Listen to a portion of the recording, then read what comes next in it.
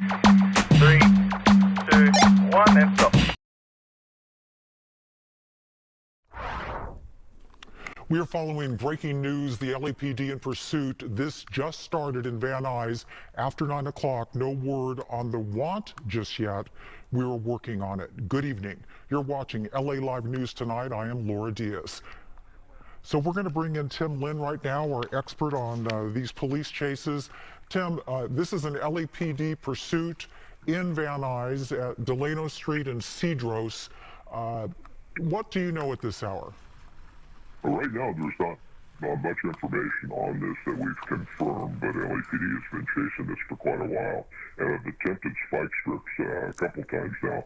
It does have the right or left front tire flat, and you'll see that spark every once in a while, but it's been pretty much going in circles in this area around the valley now on Van Nuys Boulevard. So LAPD, along with their helicopters, staying with it. You see another turn here going back, but right now they're just waiting for that tire to fail and hopefully for the car to become disabled to where the suspect won't be able to pursue anymore. But they have, like I said, attempted spike strips and unknown if the tire is flat from that or from other sort of damage he may have done during this pursuit.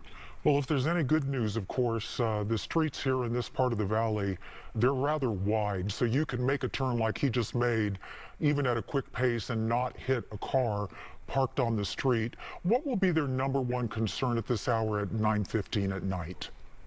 Well, right now would be pedestrians, because even though the streets are wide and he's able to make those turns, because he's circling in the same area over and over, it tends to draw people out.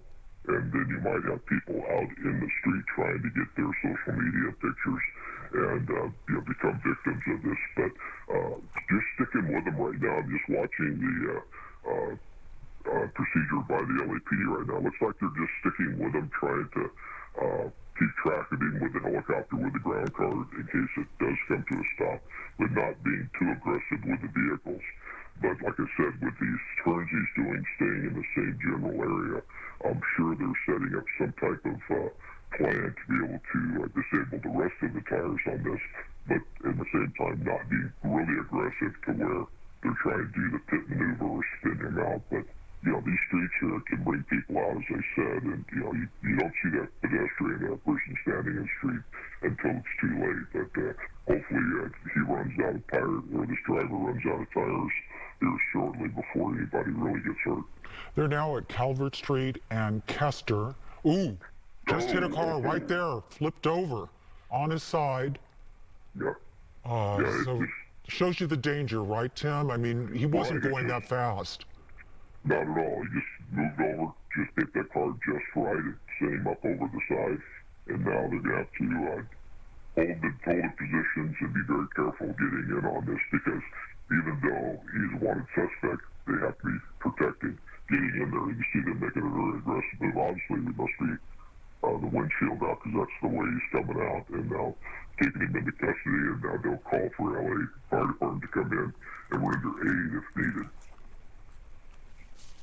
We were hearing now assault with a deadly weapon suspect. So as retired law enforcement, on a scale of 1 to 10, this is a 10.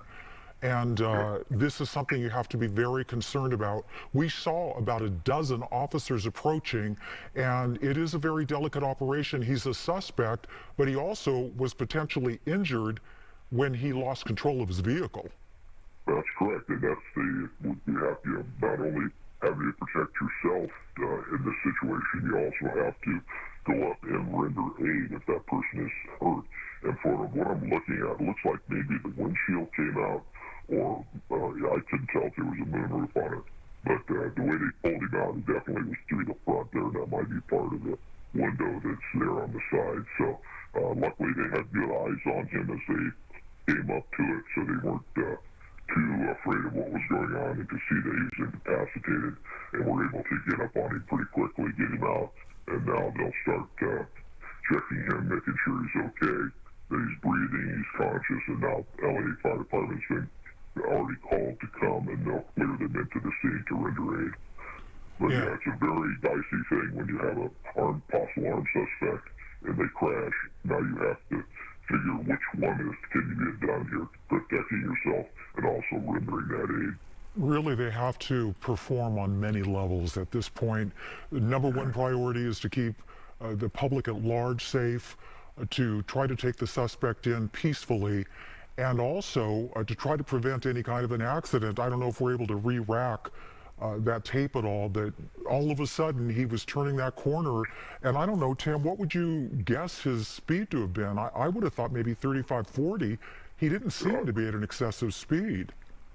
To me, it just looked like he ran up the back of that car and just got the right angle with that tire and drove up the back of that car. So I've seen that happen where they've hit parked cars, and for whatever angle they hit it, it causes it just to go straight up into the air and roll over like that. But the speed was not that high, but it was enough to roll it over. I mean, it really did just pop up over the back of that parked car and then right up the side and turn on over. Tim Lim, we thank you so much for your perspective tonight. We want to just remind our viewers, this was a suspect for an assault.